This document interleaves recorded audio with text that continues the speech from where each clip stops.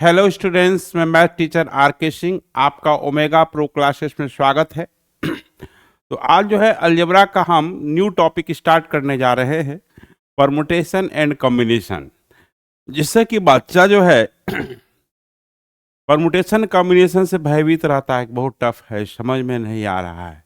ये इतना आसान टॉपिक है, केवल समझना है, थोड़ा सा दिमाग की ज़रूरत है, ठीक है। और बहुत इंटरेस्टिंग चैप्टर है। कोई ऐसा एग्जाम नहीं है जिसमें कि परमुटेशन कॉम्बिनेशन नहीं आता है, और नहीं भी आता है तो उसका यूज करके आता है, जैसे प्रोबेबिलिटी में यूज होगा कॉम्बिनेशन का। तो कहने का मतलब ये बहुत ही इंपॉर्टेंट टॉपिक है, परमुटेशन एंड कॉम्बिनेशन। इससे घबराने की आवश्यकता नहीं है, समझ करके ये करना है ना। बहुत सारे टीचर भी इसमें क्या रहते हैं, कंफ्यूज रहते हैं। बहुत सारे स्टूडेंट भी, यदि परमुटेशन कॉम्बिनेशन बहुत टफ है, ये दिमाग से हटा देना है।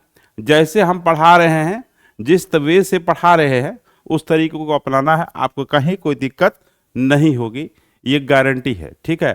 तो पहले देखिए, परमुटेशन एंड कॉम्बिनेशन टॉपिक का नाम है, तो पहले परमुटेशन होता क्या है और कॉम्बिनेशन होता क्या है, ये समझने की आवश्यकता है। देखिए, परमुटेशन मीन्स होता है, परमुटेशन मीन्स होता है अरेंजमेंट। परमुटेशन मीन्स क्या होता है, अरेंजमेंट। अरेंजमेंट का हिंदी क्या होता है, सजाना। कोई भी थिंग है, ऑब्जेक्ट है, लेटर है, जो भी है, आप कितने तरीके से उसको अरेंज कर सकते हैं, कितना टाइप का अरेंजमेंट होगा, है ना, वो आपको काउंट करना है। तो परमुटेशन मतलब क्या होता है, अरेंजमेंट। और कॉम्बिनेशन मतलब होता है सिलेक्शन। तो पहले परमुटेशन और कॉम्बिनेशन का मीनिंग समझिए। परमुटेशन मतलब क्या होता है, अरेंजमेंट, और कॉम्बिनेशन मतलब होता है सिलेक्शन। तो देखिए, वर्ड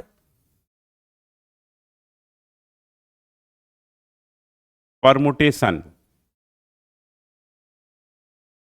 मीन्स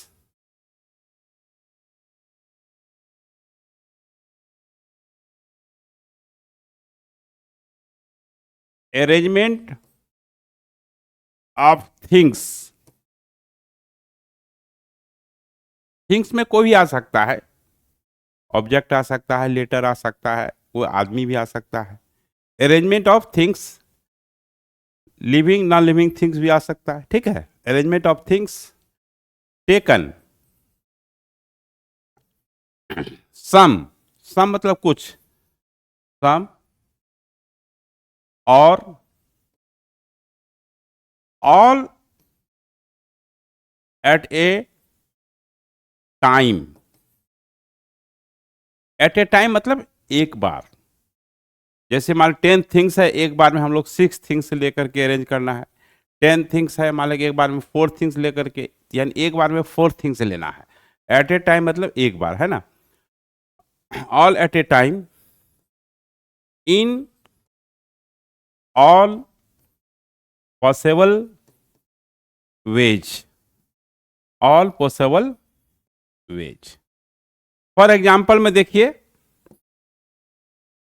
फॉर एग्जाम्पल में कि मान लीजिए 3 लेटर्स है A B C, taken 2 at a time है, यानी एक बार में 2 लेना है। अरेंजमेंट बोले या परमुटेशन बोले, एक ही बात है। अरेंजमेंट या permutation, arrangement of things, arrangement of things from 3 letters, from 3 letters A B C, taken 2 at a time, 2 at a time. एक बार में 2 ऑब्जेक्ट लेना है, 2 लेटर लेना है। ऑब्जेक्ट रहेगा तो ऑब्जेक्ट हो जाएगा। 2 एट ए टाइम आर क्या होगा, देखिए ए बी, पहले 2 लीजिए, ए और बी, 2 लेटर ए बी। इसका मतलब पहले ए है बाद में बी है, इसको आप बी ए भी अरेंज कर सकते हैं। देखिए अरेंजमेंट बदल गया, पहले ए था बाद में बी है, ये बी ए हो गया। फिर देखिए बी सी, फिर सी बी, फिर ए सी, कॉमा सी ए, ये डिफरेंट अरेंजमेंट हुआ 6। B C C B A C C A different arrangement है। तो अरेंजमेंट मतलब क्या हुआ कि देखिए ऑब्जेक्ट का पोजीशन बदल जाएगा तो अरेंजमेंट चेंज कर जाएगा। क्या कर जाएगा? चेंज कर जाएगा। दूसरा एग्जांपल देखिए,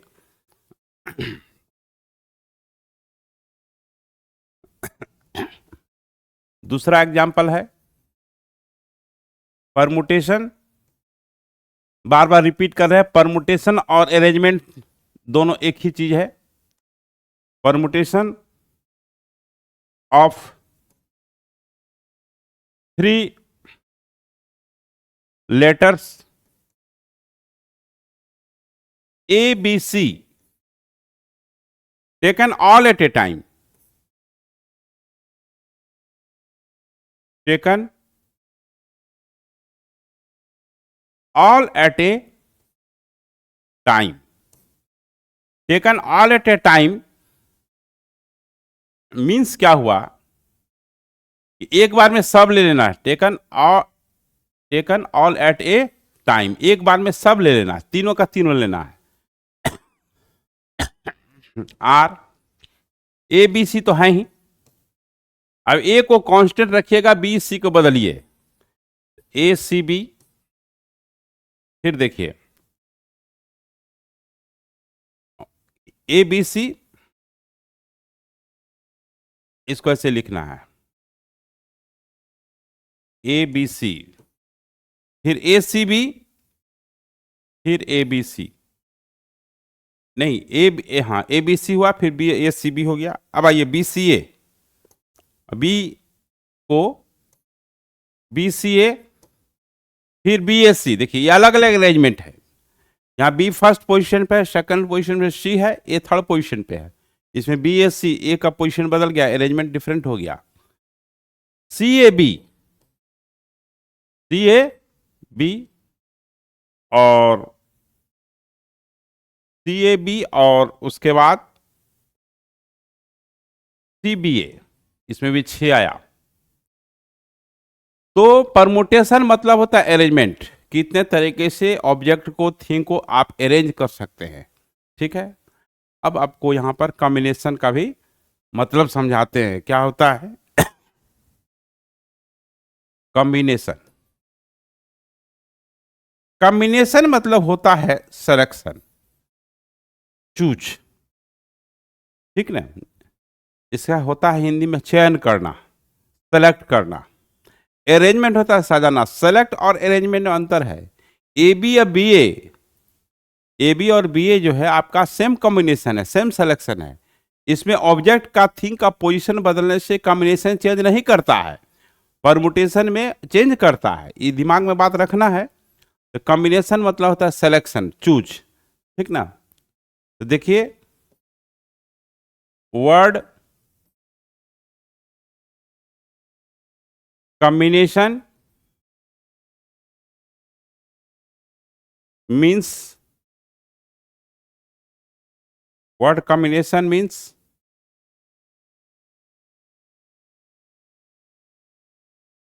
selection of things, selection of things taken some or all at a time in all possible ways। For example में देखिए यहां पर क्या है कि combination, combination, combination of 3 letters, of 3 letters, 3 letters A B C, A B C taken 2 at a time, 2 at a time. R, देखिए A B, B C, C ए, इसको पलटेंगे तो सिलेक्शन वही रहेगा। तो देखिए यहां पर परमुटेशन आया था 6, कॉम्बिनेशन आया 3। इसका मतलब है कि number of permutation number of combination से हमेशा ज्यादा होगा। इक्वल कब होगा? जब नंबर ऑफ थिंग्स एक ही होगा। क्या होगा? नंबर ऑफ थिंग्स जब एक ही होगा उस केस में number of permutation number of combination same होगा। तो यहां पर हम लोग इस बात को ऑब्जर्व करेंगे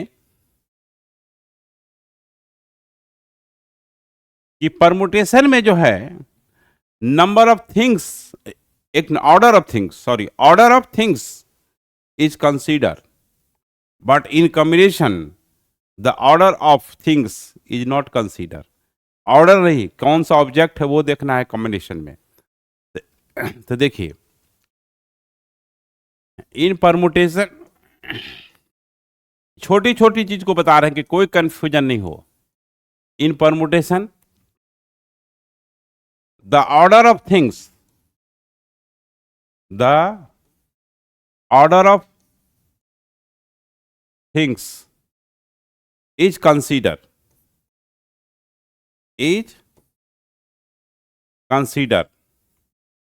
but in combination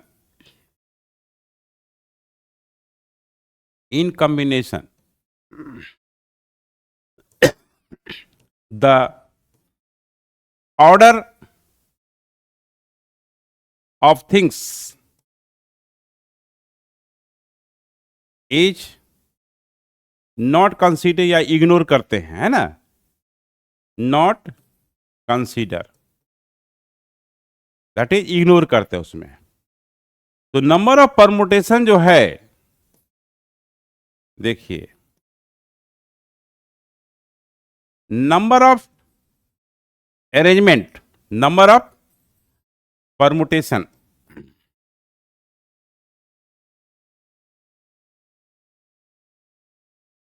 always greater than equal to number of combination, number of, ये आपका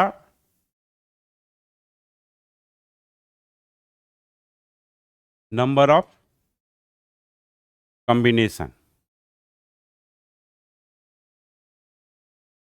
केवल थिंग एक रहेगा तो उसको कैसे अरेंज कीजिएगा?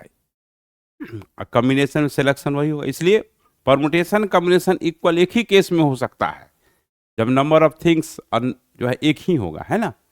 अब देखिए, अब इसमें आपको सिंबल बताना है, क्योंकि 10th पास करने के बाद बच्चे को ये सब चीज नया नया लगता है ना। तो नया लगता है तो उसके लिए सिंबल भी नया आता है, तो सिंबल को समझना जरूरी है ना। एकदम आपको ओरिजिन से समझा रहे हैं कि निगेटिव से समझा रहे हैं, एकदम मीनिंग ऑफ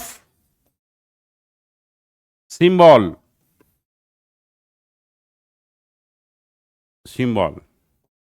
एनपीआर। इस सिंबल का मतलब क्या होता है? एनपीआर का मतलब, एनपीआर मतलब होता है number of permutations of N things taken R at a time. ये नंबर बताता है कितना अरेंजमेंट होगा। एन हो गया कि टोटल थिंग्स कितना हमको है, और आर जो है कितना उस थिंग में से एट ए टाइम कितना लेना है। तो एन जो है अपर लिमिट कहलाता है, आर जो है लोअर लिमिट कहलाता है। अपर लिमिट हमेशा लोअर लिमिट से बड़ा होगा या इक्वल होगा। मान लिया कि आपको 10 थिंग्स है, आप कहेगा कि 12 थिंग्स लेके अरेंज कीजिए, कहाँ से कीजिएगा? टोटल थिंग्स 10 ही है तो 12 आप कहाँ से लाइएगा? 10 है तो 10 हो सकता है। यानी अपर लिमिट लोअर लिमिट जो है इक्वल हो सकता है, लेकिन अपर लिमिट हमेशा लोअर लिमिट से ज्यादा होगा। और एन और आर ना कभी निगेटिव में होगा ना फ्रैक्शन में होगा, ना निगेटिव में होगा ना फ्रैक्शन में होगा, ठीक है। ऐसा नहीं कि 5 थिंग्स है उसमें कहेगा 2.5 थिंग्स लेके अरेंज कर कीजिए, ऐसा नहीं होगा। तो एन और आर ऑलवेज क्या होगा, पॉजिटिव इंटीजर होगा। तो एनपीआर मतलब हुआ the symbol NPR, the symbol NPR denotes the number of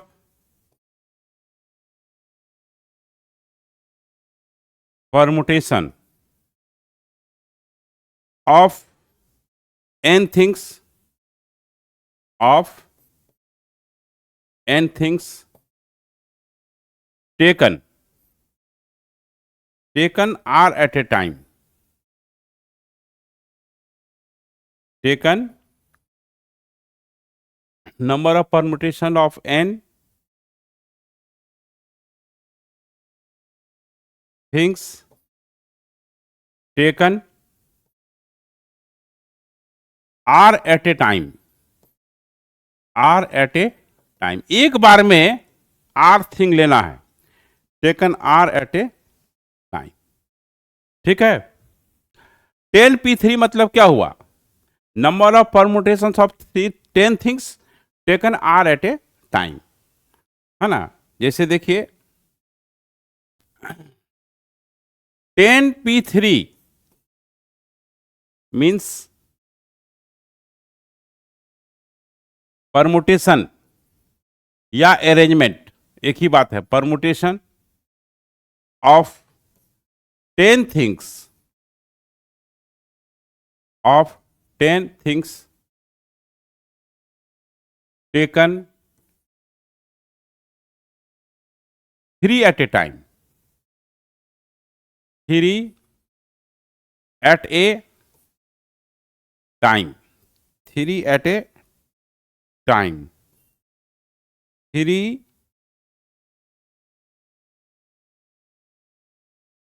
at a time। ठीक है। अब देखिए नोट में क्या है कि एनपीआर में क्या होता है, जो सिंबल है एन अपर लिमिट कहलाता है, अपर लिमिट कहलाता है, आर लोअर लिमिट कहलाता है, पी स्टैंड्स फॉर परमुटेशन या डिनोट्स परमुटेशन, स्टैंड्स या डिनोट्स परमुटेशन। परमुटेशन जो वर्ड है वो स्टार्ट होता है पी से, इसलिए केवल पी लिया गया है। और एन जो है, एन क्या है, एन हमेशा आर से बड़ा और बराबर होगा। एन और R, N and R must be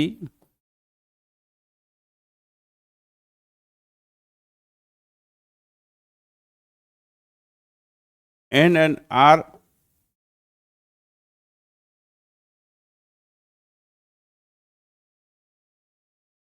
N और R, N and R must be positive integer, हमेशा पॉजिटिव इंटीजर होना चाहिए। एन और आर कभी नेगेटिव फ्रैक्शन में नहीं होगा। अब देखिए, अब थोड़ा सा क्या है यहां फैक्टोरियल का जरूरत पड़ेगा। ठीक है, जो बच्चे फैक्टोरियल नहीं जान रहे वो समझ लीजिए, और इसका फैक्टोरियल का और डिटेल में हम बाइनोमियल थ्योरम में पढ़ाए हैं, जो कि आप उसको जो है आप देख सकते हैं उस लेक्चर को इसी चैनल पर। ठीक है, लेकिन थोड़ा सा बता देते हैं, यहाँ फैक्टर की जरूरत पड़ेगी।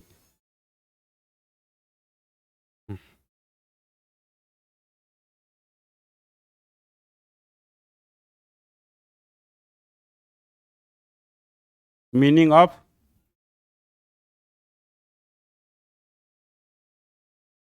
सिंबल।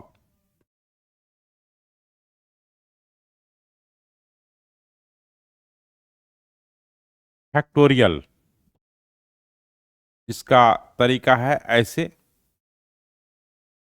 और ऐसे, दो वे है, दो तरीका है।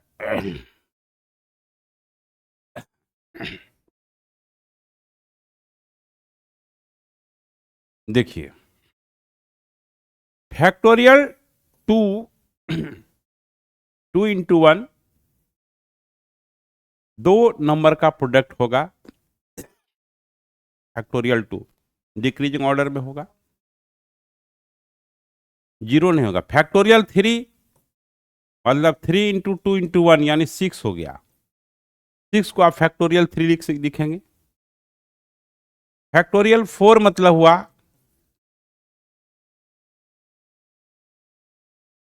चार फैक्टर तक कंटिन्यू रहेगा, वन में जाकर के इंड करेगा, 24 हो जाएगा। Factorial five, five four three two one, 120 हो जाएगा। फैक्टोरियल सिक्स मतलब हो जाएगा 6 5 4 3 2 1, तो 720 हो जाएगा। ठीक है। फैक्टोरियल एन मतलब होता है एन, यहाँ एन इंटीजर है, पॉजिटिव एन, इसके बाद एक एक करके घटाना है, एन माइनस वन, फिर एन माइनस टू, और चार तीन दो एक हो जाएगा। फैक्टोरियल के अंदर में अगर जीरो है, याद रखिएगा, फैक्टोरियल 0 1 होता है। फैक्टोरियल के अंदर में अगर निगेटिव नंबर होता है तो अनडिफाइंड होगा, अनडिफाइंड होगा। फैक्टोरियल के अंदर में फ्रैक्शन में रहेगा, PYQ के फॉर्म में, वह भी क्या होगा, अनडिफाइंड होगा। ठीक है। तो कहने का मतलब ये है, कभी कभी ये डोमेन रेंज में पूछ देता है कैलकुलस में, कि जैसे कि ये जो है कोई एफ एक्स है, अब फैक्टोरियल एक्स है, ये डिफाइंड कब होगा, तो x इजकल टू 0 होगा, 1 होगा, 2 होगा, 3 होगा, 4 होगा, ऐसे। आप ऐसा नहीं कि 0 से बड़ा लिख दीजिएगा, क्योंकि ये रेशनल इरेशनल नंबर नहीं होगा, तो इसका डोमेन नहीं हो गया। दूसरा है, कई बार देखते हैं कि एफ एक्स इजकल टू, इसका डोमेन पूछ देता है। इसका भी होगा, फैक्टोरियल 0 to 1 होता है, 0 कभी होगा नहीं फैक्टोरियल का वैल्यू, तो 0 1 2 3 4 5। ठीक है। तो फैक्टोरियल का मतलब समझना जरूरी है। इसके बाद देखिए कि जो है फैक्टोरियल का कैलकुलेशन कैसे करेंगे, फैक्टोरियल का सिंप्लीफिकेशन कैसे करेंगे, है ना, ये जानना जरूरी है। हालांकि ये आप मेरा बाइनोमियल थ्योरम में पूरा जो है ये किया हुआ है ना।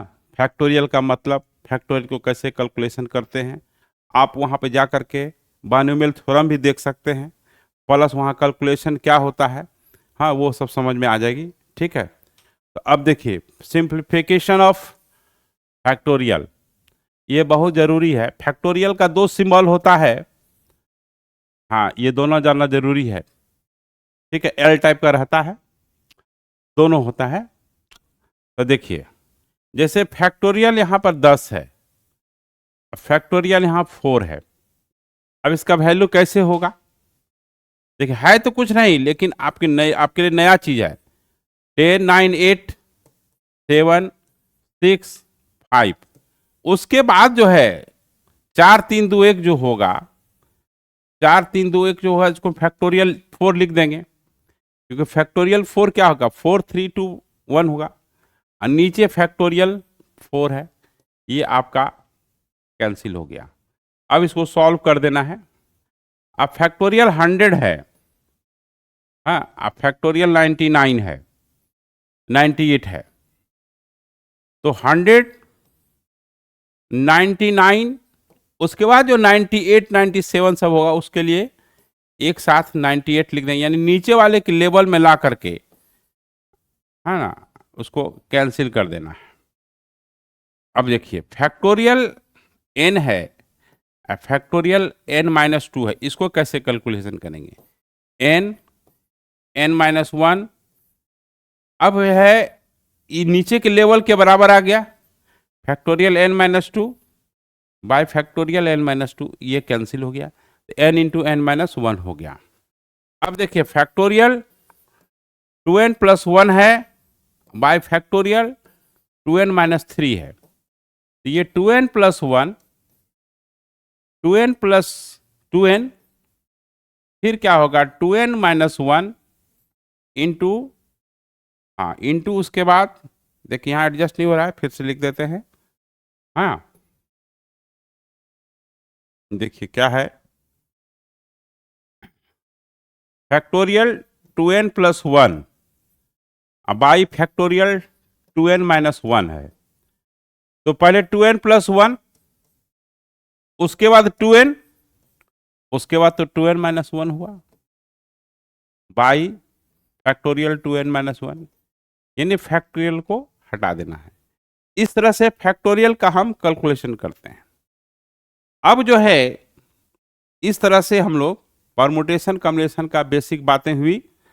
नेक्स्ट लेक्चर में हम लोग fundamental rule of counting of permutation combination होगा, एनपीआर का फॉर्मूला कैसे हुआ वो बताया जाएगा, उसके बाद उस पर क्वेश्चंस डिस्कस किया जाएगा। तो हम लोग नेक्स्ट लेक्चर का इंतजार करें, है ना। ये बेसिक कॉन्सेप्ट था, है ना, इसको समझना जरूरी है कि परमुटेशन मतलब क्या होता है, अरेंजमेंट, कॉम्बिनेशन मतलब होता है सिलेक्शन। परमुटेशन में ऑर्डर ऑफ थिंग्स कंसीडर होता है, कॉम्बिनेशन में ऑर्डर ऑफ थिंग्स कंसीडर नहीं होता है। Number of permutation number of combination सबसे ज़्यादा होता है। एनपीआर जो होता है वो सिंबल मतलब होता है number of permutations of N things taken R at a time. जब कॉम्बिनेशन पढ़ेंगे तो वहाँ एनसीआर होगा, अब जंगल वाला सीआर नहीं है, NCR, C for combination. NCR मतलब होता है नंबर ऑफ कॉम्बिनेशन और सिलेक्शन ऑफ आर थिंग्स, ठीक है। तो from N things, N things से आर थिंग्स लेकर के सिलेक्शन होगा। तो ठीक है, हम लोग नेक्स्ट लेक्चर मिलते हैं। ओके।